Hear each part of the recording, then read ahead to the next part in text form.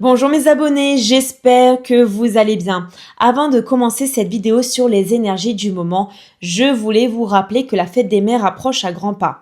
Si vous cherchez une idée de cadeau pleine de sens, vous pouvez aller faire un tour sur mon site lejardin-eden.com. Vous trouverez une rubrique spéciale fête des mères avec plein de jolies choses à offrir. Le lien est bien sûr en description. Petite info importante aussi, pour toutes les personnes qui me prennent une guidance spirituelle, je vous offre votre roue astrologique gratuitement. Comme ça, vous pourrez suivre les énergies du moment avec votre propre thème en main. Allez, c'est parti pour l'analyse astrologique. On commence avec le milieu du ciel qui est en Sagittaire. Il forme plusieurs aspects très intéressants. Il est en trigone à Mars qui est en Lion en maison 6, ce qui donne un élan de motivation pour les projets professionnels et le travail. Il est opposé à Jupiter qui est en Gémeaux en maison 4. Ici, on sent une tension entre ambition publique et vie privée. Il faudra trouver un équilibre. Il est aussi en trigone à Vénus qui est en Bélier en maison 1, ce qui peut nous pousser à affirmer nos désirs avec confiance et charisme. Passons à Pluton en Verseau en maison 12. Il est en trigone au Soleil qui est en Gémeaux en maison 3. Il y a une énergie mentale puissante, des idées profondes. Il est en trigone à Uranus qui est en Taureau en maison 2. Il y a une transformation des valeurs, envie de nouveautés dans les finances. Et il est aussi en sextile à la Lune qui est en Bélier en maison 1, à Neptune qui est en Bélier aussi en maison 1 et à Saturne, donc tous en maison 1. Ici, il y a un beau potentiel d'évolution intérieure, de guérison et de maturité émotionnelle. L'ascendant est en Poisson, très connecté lui aussi. Il est en trigone à Jupiter qui est en Gémeaux en maison 4.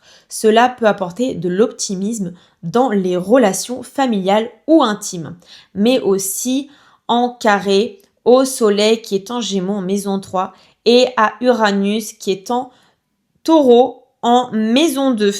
Donc attention aux tensions mentales ou aux prises de décision impulsives. Saturne en Poisson, toujours en maison 1, il forme un carré à Jupiter qui est en Gémeaux en maison 4. Ici, il peut y avoir une lutte entre responsabilité et expansion, mais aussi deux sextiles très positifs au Soleil et à Uranus. C'est un moment idéal pour structurer ses idées, organiser sa pensée ou stabiliser un projet intellectuel. Neptune, qui est en Bélier en maison 1, il est en carré à Jupiter, qui est en Gémeaux en maison 4. Gare aux illusions dans la sphère familiale. Mais il est aussi en sextile au Soleil et à Uranus. Donc il y a de belles inspirations créatives qui sont possibles. La Lune en Bélier, maison 1, elle forme un sextile au Soleil qui est en Gémeaux en maison 3. Ça favorise une belle harmonie entre émotion et communication. Vénus en Bélier, maison 1, elle est en trigone à Mars qui est en Lion en maison 6.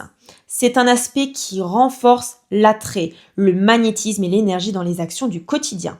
Et pour finir, Mercure en Taureau, maison 2, il est en carré à Mars qui est en Lion en maison 6. Attention aux paroles impulsives ou à une tendance à s'imposer un peu trop dans le travail. Voilà pour cette lecture des énergies du moment. Prenez ce qui résonne avec vous et laissez le reste. Et comme toujours, n'hésitez pas à me partager en commentaire vos ressentis ou vos propres interprétations. Belle journée à vous mes abonnés et prenez soin de vous. À très bientôt.